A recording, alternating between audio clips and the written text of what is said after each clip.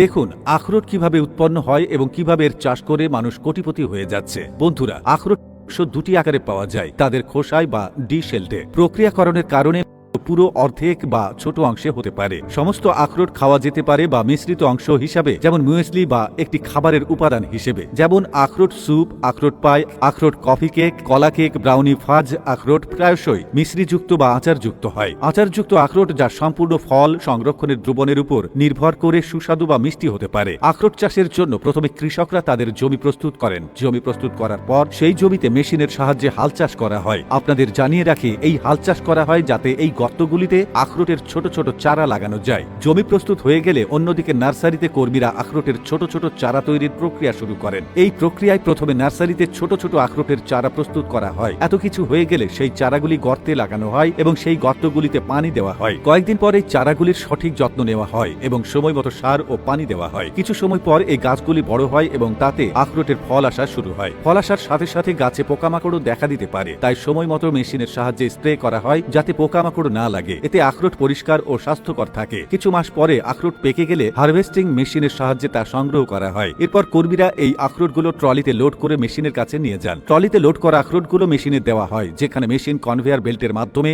বড় ট্রেলারে আখরোট স্থানান্তর করা হয়। পরে এই ট্রেলারগুলো ফ্যাক্টরিতে পাঠানো হয়। ফ্যাক্টরিতে পৌঁছে এই আখরোট শুকানো হয়। আখরোট শুকানোর জন্য বড় বড় মাঠে ছড়িয়ে দেওয়া হয়। শুকিয়ে গেলে মেশিনের মাধ্যমে এগুলো সংগ্রহ করা হয়। এই মেশিনে একটি বিশেষ সিস্টেম থাকে যা আখরোটগুলো সংগ্রহ করে। এরপর এগুলো ফের ট্রেলারে ভরে ফ্যাক্টরিতে নিয়ে যাওয়া হয়। ফ্যাক্টরিতে পৌঁছে কনভেয়ার বেল্টের সাহায্যে এগুলো বের করা হয়। এই কনভেয়ার বেল্টের সামনেই পানির ফোয়ারা থাকে যা আখরোটগুলো ধুয়ে ফেলে। এরপর এগুলো একটি কন্টেইনারে জমা করা হয়। ধোয়ার পর সবচেয়ে গুরুত্বপূর্ণ কাজ শুরু হয়, ফলগুলির গুণগত মান যাচাই করা। যদি মান ঠিক থাকে তবে ফলগুলোকে পরবর্তী প্রক্রিয়ায় পাঠানো হয়। সেখানে একটি জালযুক্ত কন্টেইনারে আখরোটগুলো দেওয়া হয় যাতে ছোট ছোট আকৃতির ফল নিচে পড়ে যায় এবং বড় আকৃতির ফল উপরের দিকে যায়। এরপর এগুলো কনভেয়ার বেল্টে রেখে স্বয়ংক্রিয় প্যাকেজিং মেশিনে পাঠানো হয়। কিছু কর্মী খারাপ আখরোট বাছাই করে সরিয়ে ফেলেন এবং ভালো আখরোটগুলোকে পরবর্তী প্রক্রিয়ায় পাঠান। এরপর বড় বড় ব্যাগে এই আখরোটগুলো ভরে সিল করা হয়। কিছু ফ্যাক্টরিতে আখরোটের খোসা ভেঙে শুধুমাত্র আখরোটের দানা প্যাক করা হয়, তবে বেশিরভাগ ফ্যাক্টরিতে আখরোট খোসা সহ প্যাক করা হয়। সবশেষে এই আখরোটগুলো বাজারে বিক্রির জন্য প্রস্তুত করা হয়। তো বন্ধুরা, আজ এ পর্যন্তই। আজকের ভিডিও কেমন লাগলো তা কমেন্ট করে জানাতে ভুলবেন না কিন্তু।